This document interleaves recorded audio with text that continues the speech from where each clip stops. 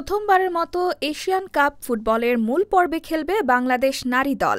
Myanmar থেকে ইতিহাস গড়ে ফেরার পর গভীর রাতেই দক্ষিণ এশিয়ার চ্যাম্পিয়নদের সংবর্ধনার আয়োজন করেছিল বাংলাদেশ ফুটবল ফেডারেশন। ঝলমলে আয়োজনে বাফুফের তরফ থেকে কোনো অর্থ পুরস্কার ঘোষণা আসে কিনা সেই দিকেই নজর ছিল সবার, তবে এমন কোনো ঘোষণাই আসেনি।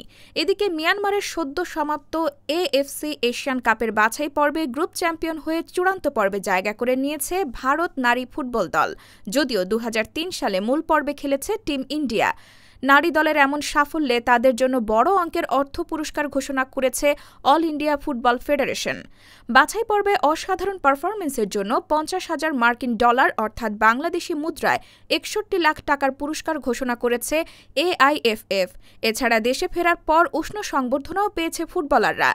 অন্যদিকে উল্টো চিত্র ঋতুপর্ণা মনিকাদের। কেবল আশার গল্পেই দিন গুনছেন তারা, নেই কোনো আর্থিক নিশ্চয়তা, কেবলই দিচ্ছি পাচ্ছি পরিস্থিতি। যদিও সংবর্ধনার আয়োজনে পাশে থাকার প্রতিশ্রুতি দিয়েছেন বাফুফের সভাপতি তাবিথ আউয়াল।